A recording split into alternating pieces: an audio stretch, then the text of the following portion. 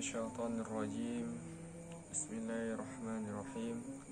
Assalamualaikum warahmatullahi wabarakatuh. Innal hamdalillah nahmaduhu wa nasta'inuhu wa nastaghfiruh wa na'udzu billahi min shururi anfusina wa min sayyiati a'malina. Asyhadu an la ilaha illallah wahdahu la syarika lah wa asyhadu anna Muhammadan abduhu wa rasuluhu sallallahu alaihi wasallam. Allahumma sholli ala Muhammad wa ala ali Muhammad. Baik para pemirsa, kembali lagi kita di dalam pembahasan hal-hal yang terlupakan di dalam menuntut ilmu, yaitu adalah adab-adab dan akhlak penuntut ilmu sendiri.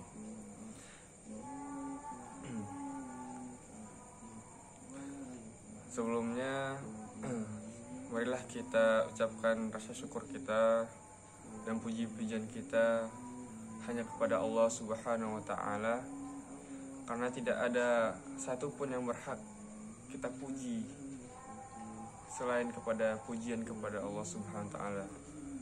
Sebagaimana makna dari kata Alhamdulillahirabbil alamin, segala puji hanya milik Allah, Tuhan semesta alam.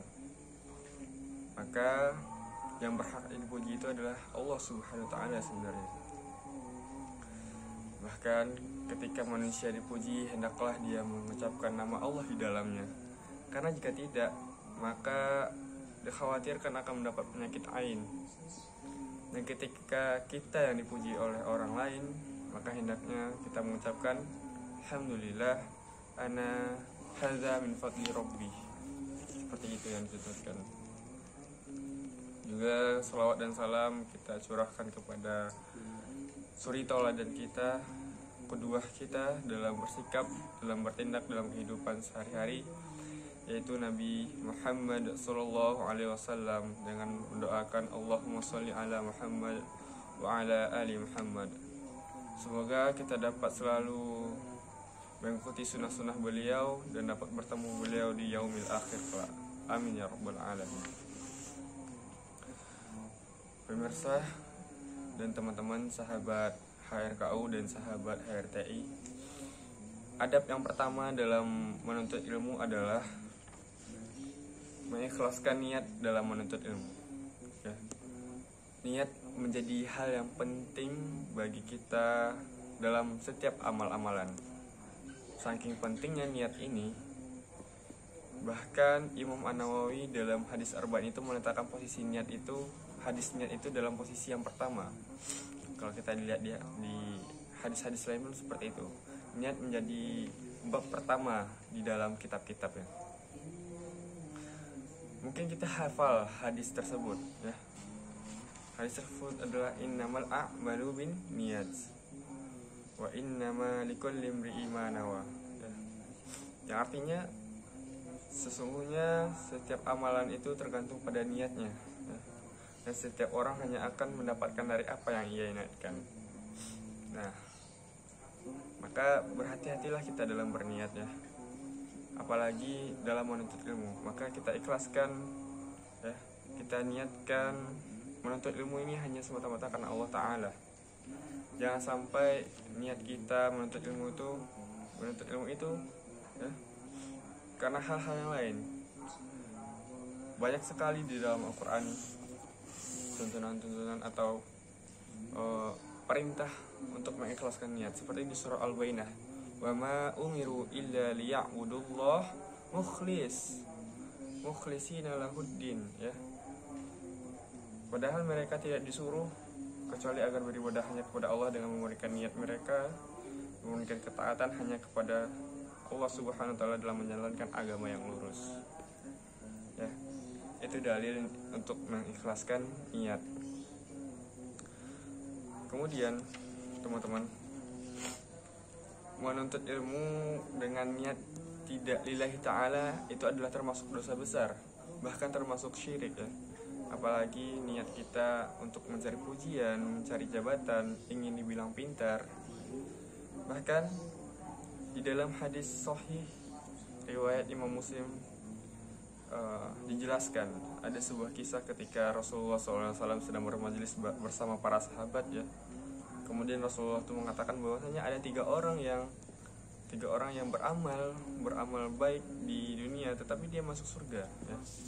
Dia dipandang baik oleh orang-orang. Yang pertama adalah orang yang menuntut ilmu Al-Quran dan mengajarkannya ya. Orang ini adalah hafiz Quran, hafiz. Nah, lalu yang kedua adalah orang yang jihad fi sabilillah dan ia mati ketika berperang. Lalu yang ketiga orang yang kaya raya dan ia menginfakkan sedekah yang banyak dan terkenal sebagai seorang dermawan. Lalu ketika dikumpulkan ya, di akhir kelak Allah SWT bertanya, apa yang engkau lakukan ketika engkau di dunia? Ya, yang hafiz Quran menjawab, ia menuntut ilmu Al-Quran, dia menghafal Quran dan ia mengamalkannya seperti itu. Dan ia mengajarkannya kepada orang-orang dan kepada manusia. Itu karenamu ya Allah, kata si hafiz Quran. Lalu orang yang kedua pun ditanya juga oleh Allah SWT, apa yang kau lakukan selama dunia? Orang yang kedua menjawab, ya Allah, saya adalah seorang fi sabilillah ya Allah. Saya berperang di jalanmu dan saya mati ketika dalam berperang. Semua ini karena lillahi ta'ala, karenamu ya Allah. Lalu orang ketiga juga ditanya oleh Allah SWT, apa yang kau lakukan selama di dunia? Kata Allah SWT, tanya Allah. Lalu orang yang ketiga itu menjawab, ya Allah, semua hartaku, semua yang kau berikan kepadaku, harta yang banyak ini selama saya di dunia, itu semata-mata saya berikan, saya wakafkan, saya sedekahkan hanya karenamu ya Allah. Lalu apa jawab Allah? Lah, kalian berdusta, kata Allah. Maka masuklah kalian ke neraka, kata Allah ya. Lalu Allah Subhanahu wa ta'ala mengatakan bahwasanya orang yang pertama, engkau berdusta ya. Engkau mempelajari Al-Quran itu dan engkau membaca Al-Quran itu hanya semata-mata engkau dibilang qari, engkau hanya dibilang seorang hafiz, engkau hanya mencari puji-pujian dari orang lain agar kau dibilang faqih ya, dibilang paham akan ilmu agama, paham ilmu Al-Quran ya. Niat engkau bukan karena Allah, karena aku, kata Allah. Niatmu karena ingin dibilang qari, ingin validitas oleh orang-orang lain di sekitarmu. Lalu yang kedua Allah menjawab, engkau juga berdusta. Engkau fi sabilillah, engkau tidak fi sabilillah. Engkau berperang, engkau mati ketika dalam perang agar engkau dibilang syahid oleh orang-orang. Engkau haus dengan pujian, kata Allah, bukan karena aku. Orang ketiga pun begitu. Engkau bersedekah itu bukan karena aku. Engkau berdusta, engkau berinfak itu disebabkan karena engkau agar dibilang dermawan oleh orang-orang di sekitarmu. Na'udzubillahi min dzalik. Maka masuklah engkau ke neraka. Sungguh berbahaya teman-teman. Dalam riwayat tersebut maka kita dapat kita belajar bahwasanya sungguh berbahaya bahwa kita tidak mengikhlaskan niat dalam menuntut ilmu karena Allah Subhanahu wa ta'ala. Karena dampaknya adalah kita diseret oleh Allah Subhanahu wa ta'ala ke neraka karena niat kita sendiri. Maka dari itu teman-teman dan pemirsa sekalian, mulai dari sekarang kita coba ikhlaskan niat kita karena Allah Subhanahu wa ta'ala dalam menuntut ilmu. Jangan kita menuntut ilmu itu hanya karena puji-pujian, hanya karena manusia. Menuntut ilmu itu hanya karena kita lillahi ta'ala, karena niat yang lillahi ta'ala itu ilmu yang kita dapatkan akan menjadi ilmu yang bermanfaat, ilmu yang berkah ya, yang menjadikan kita orang yang semakin beriman dan bertakwa kepada Allah Subhanahu wa ta'ala. Semoga apa yang saya sampaikan tadi dapat kita amalkan, dan semoga kita menjadi penuntut ilmu yang senantiasa mengikhlaskan niat karena Allah Subhanahu wa ta'ala. Barakallahu fikum. Wassalamualaikum warahmatullahi wabarakatuh.